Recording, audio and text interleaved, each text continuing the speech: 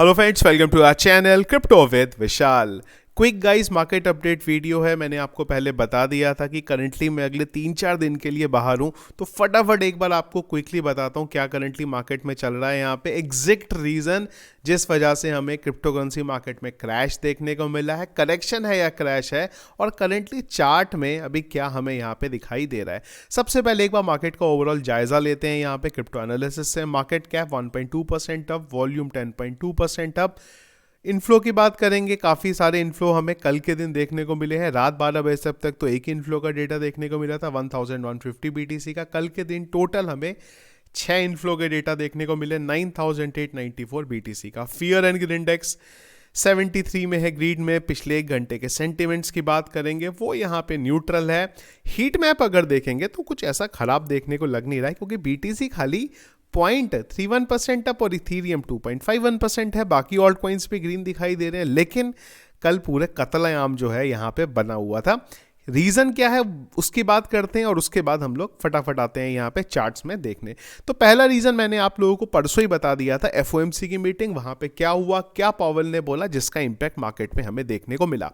इसके अलावा एक्सचेंजेस जो इतने दिनों से आप लोगों को प्रॉफिट दे रहे थे जब आप लॉन्ग करते थे, मैं बात कर रहा हूँ फ्यूचर ट्रेड की, तो जो एक्सचेंजेस अभी तक रुपए बांट रहे थे फ्यूचर ट्रेड में, जो जो लोगों ने लॉन्ग किया था सब कमा रहे थे। अब उनसे थोड़ा पैसा लेने का टाइम भी एक्सचेंजेस के पास आया, तो वही गेम एक्सचेंजेस प्ले कर रहे हैं लिक्विडेशन का। और उस लिक्विडेशन में अगर आप देखेंगे तो काफ़ी बड़े बड़े लिक्विडेशन हमें देखने को मिल रहे हैं। बिलियंस डॉलर के लिक्विडेशन अगर आप देखेंगे यहाँ पे डेली हमें देखने को मिल रहे हैं। अब एक्सचेंजेस के कमाने का टाइम है।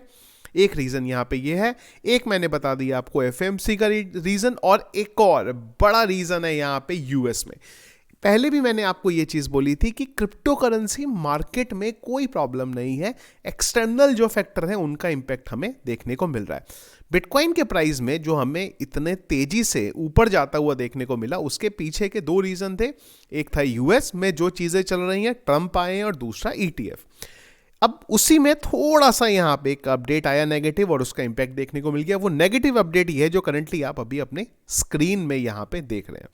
मैं नीचे आता हूँ, थोड़ा सा आप लोगों को एक्सप्लेन करता हूँ क्या हुआ यहाँ पे। तो हुआ बेसिकली ये था कि ट्रंप ने एक बिल यहाँ पे, जिसके सपोर्ट में ट्रंप ने बोला था, उस ट्रंप के अगेंस्ट में रिपब्लिकन पार्टी ने ही ना बोल दिया वहां पे, जो ट्रंप ने बोला था कि ऐसा करना चाहिए, जिसमें 2-3 इंपॉर्टेंट चीजें थी। एक तो ये था कि 2 साल के लिए डेट सीलिंग के लिए ट्रंप ने बोला था, और एक और इन्होंने बोला था कि अगले 3 महीने के लिए जो गवर्नमेंट का खर्चा होने वाला है उसको अप्रूवल यहाँ पे दिया जाए।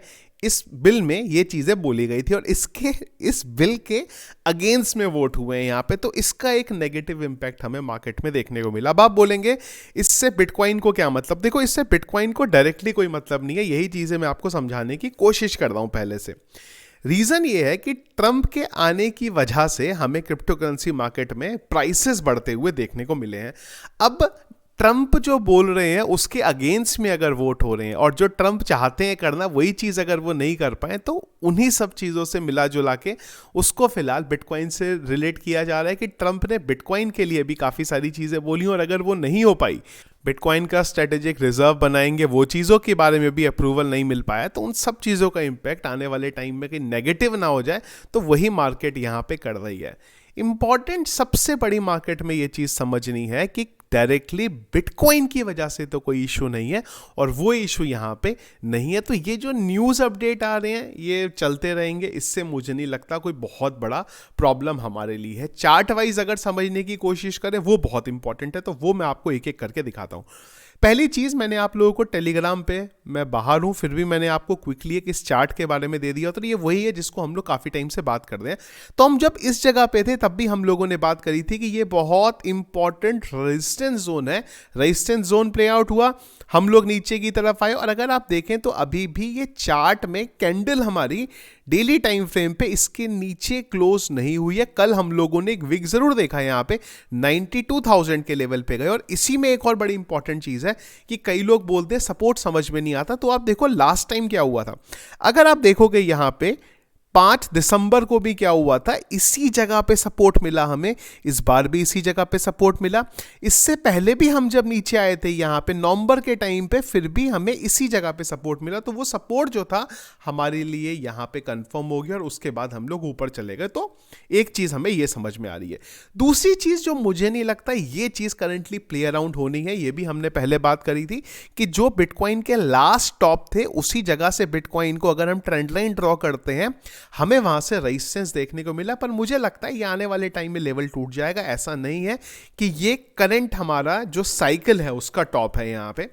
लेकिन एक थोड़ी सी चिंता वाली चीज है यहाँ पे। वो क्या है?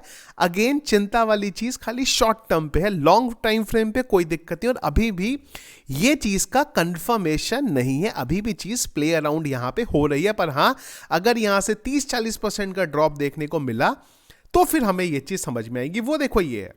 और ये अगेन आप अगर रेगुलर वीडियोस देखते हो तो हम लोगों ने पहले भी इस चीज के बारे में बात करी थी। अगर आपको 2021 में याद होगा क्या हुआ, बिटकॉइन ने मई में एक टॉप लिया था यहाँ पे इस जगह पे, अप्रैल में टॉप लिया था एक यहाँ पे इस जगह पे। इस टॉप के बाद क्या हुआ, हम लोगों ने करेक्शन देखा, उसके बाद बिटकॉइन का प्राइस ऊपर की तरफ गया। तो ये वाला जो करेक्शन आया देखने को, ये वाला, क्या ये करेक्शन और जो करंट हमें क्रिप्टो करेंसी मार्केट में करेक्शन देखने को मिला है, क्या वो दोनों चीजें सेम है? ये एक इंपॉर्टेंट चीज है यहाँ पे जो शायद प्ले अराउंड हो सकती है। क्यों? क्योंकि बहुत टाइम से इसी करेक्शन का हम लोग वेट कर रहे थे, अभी भी वो करेक्शन नहीं आया यहाँ पे।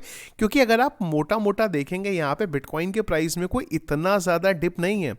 अगर मैं आपको यहाँ पे करेक्शन दिखाऊं प्राइस वाइज कितना परसेंटेज वाइज आया है, तो हम लोगों ने कोई बहुत ज़्यादा डिप लिया नहीं था यहाँ पे। इवन जो 92,000 का लेवल है उसमें भी खाली 14% का डाउन है। एक्चुअल करेक्शन वो है जहां पे बिटकॉइन का प्राइस 30 से 40% नीचे आता है, वो वाला करेक्शन का प्राइस। और अगर मैं वो 30 से 40% का करेक्शन देखता हूं तो बिटकॉइन का प्राइस जो लास्ट बिटकॉइन ने ऑल टाइम हाई बनाया था 69,000 को, और जिस जगह से बार बार बिटकॉइन को सपोर्ट रेजिस्टेंस देखने को मिला था वो आ जाता है यहाँ पे 69 से लेके 72,000 तक का। तो अगर ये वहां तक रिट्रेस होता है तो हमें समझ में आएगा ये बड़ी चीज हुई। अदरवाइज जितना डंप बिटकॉइन के प्राइस में भी देखने को मिला, इतना रेगुलर है, इतना हमें देखने को मिलता है, कुछ एक्सटर्नल न्यूज है जिसकी वजह से हमें ये सारी चीजें देखने को मिली। और इवन अगर ये इस लेवल तक भी आता है तो भी कोई बहुत बड़ी प्रॉब्लम वाली बात है। और ऐसा नहीं है कि ये एक ही बार में आ जाएगा, धीरे धीरे धीरे करके आएगा। ये नहीं है कि ऊपर से सीधा नीचे गिर जाएगा एक ही दिन के अंदर, $1,00,000 से 73,000 पे आ जाएगा। धीरे धीरे आएगा, नीचे आएगा, फिर ऊपर जाएगा, फिर चार्ट नीचे आएगा। और ये समझिएगा दुनिया में कोई भी चार्ट ऊपर नहीं जाता है। और अगर बिटकॉइन इस लेवल पे आता है तो ये बिटकॉइन का बहुत बड़ा सपोर्ट जोन बनेगा। और अभी जो पहले रेजिस्टेंस जोन था, मैं बात कर रहा हूँ 69 से 72,000 की, और ये सपोर्ट जोन बनना इसलिए भी जरूरी है। आप थोड़ा लंबे टाइम फ्रेम पे चीजों को सोचो कि इस साइकिल के बाद जो अगला क्रैश आएगा तब बिटकॉइन कहां तक गिरेगा, तब इन सब जो सपोर्ट जोन है वो वहां पे प्ले अराउंड करते हैं। यही चीज पहले भी हुई है, तो बहुत ज्यादा पैनिक वाली बात नहीं है। प्रॉब्लम खाली मुझे लगता है फ्यूचर ट्रेड वालों के लिए जो लिक्विडेट हुए। और जब भी ये FOMC जैसे इवेंट होते हैं, मैं इसीलिए पहले बोलता हूँ कि दूर रहो मार्केट से। जब एक बार चीजें हो जाए उसके बाद आप अपनी ट्रेड लो। स्पॉट में जो है उसको तो मुझे लगता नहीं कोई प्रॉब्लम वाली बात है, प्राइस नीचे आएगा तो बाय करेंगे। अभी भी मेरी उस रेंज में नहीं आया है जहां पे मैंने आपको टेलीग्राम पे बताया था कि मैं आपको ये बताऊंगा कि कौन से ऑल्ट कॉइन्स है जिसको मैं बाय करने वाला हूं। पर अगेन मेरी रेंज में अभी भी है ही नहीं, अभी भी हम लोग 98,000 के लेवल पे यहाँ पे चल रहे हैं। पर हाँ, अगर मार्केट क्रैश होगा तो डेफिनेटली उस टाइम पे हम लोग बात करेंगे। तो करंटली ये कुछ चीज़ें हैं, ये कोई फैक्टर हैं जो फिलहाल मार्केट को यहाँ पे नीचे की तरफ ला रहे हैं। और अगेन क्रैश देखने को मिलेंगे जब बिटकॉइन $1,00,000 पे है, बिटकॉइन $1.5 पे जाएगा, बिटकॉइन $2,00,000 पे जाएगा, प्राइसेस नीचे आएंगे ही आएंगे।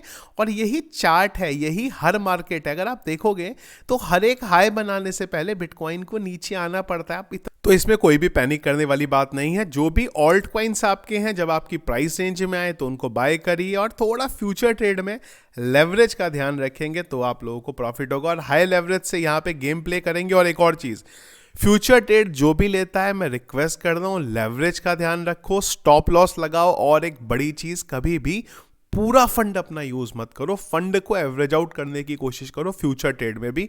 अगर $100 का फंड लगाना है तो हार्डली $10 से $15 का फंड लगाओ, बाकी बचा के रखो।